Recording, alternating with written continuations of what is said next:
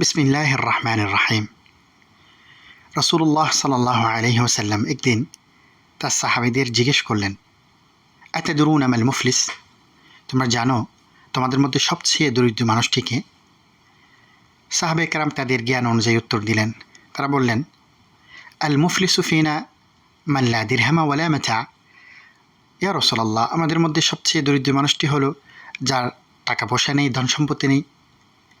রাসূলুল্লাহ বললেন, না, ইন্নাল মুফলিসা মিন উম্মতি ইয়াতি ইয়াউমাল কিয়ামাহ বিসালাতিন ওয়া সিয়ামিন ওয়া যাকাতিন ওয়া ইয়াতি قد شتم هذا وقذف هذا وأكل مال هذا وسفك دم هذا وضرب هذا فيعطى هذا من حسناته وهذا من حسناته فإن فنيت حسناته قبل أن يقضى ما عليه أخذ من خطاياهم فترحت عليه ثم ترح في النار العياذ بالله।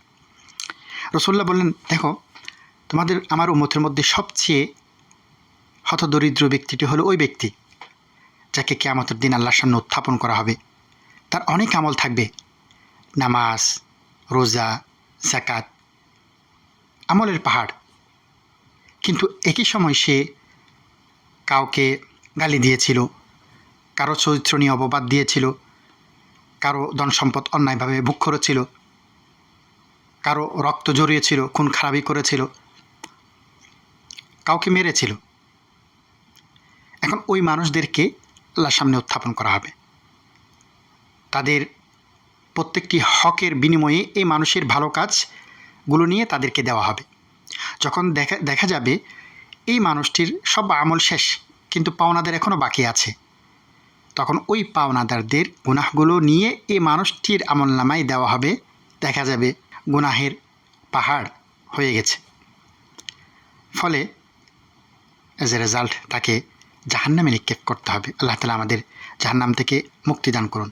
এবার ভাবুন, দুনিয়ার যে দরিদ্র ব্যক্তি তার দারিদ্রতা মোচবার সুযোগ রয়েছে, কিন্তু পরকালে যে মানুষটি দরিদ্র হবে তার দরিদ্র মোচবার কোনো সুযোগ থাকবে না। আল্লাহ তাআলা বলেন, ইয়াউমা লা ইয়ানফাউ মালুন ওয়ালা বানুন। কিয়ামতের দিন তো এমন একটি দিন যেদিন কোনো সন্তান সন্ততি, কোনো ধন সম্পত্তি কাজে আসবে না। এজন্য সময় থাকতে যে কাজগুলোর কারণে কাল কিয়ামতের দিন আমরা হত দরিদ্র হব, সেই কাজগুলো থেকে আমরা বিরত থাকি। আমাদের কোনো কথা, কোনো কাজ যেন অন্যের ক্ষতির, অন্যের হক নষ্টের কারণ না হয়। আল্লাহ তাআলা আমাদের আমল করার তৌফিক দান করুন। আসসালামু আলাইকুম ওয়া রাহমাতুল্লাহ।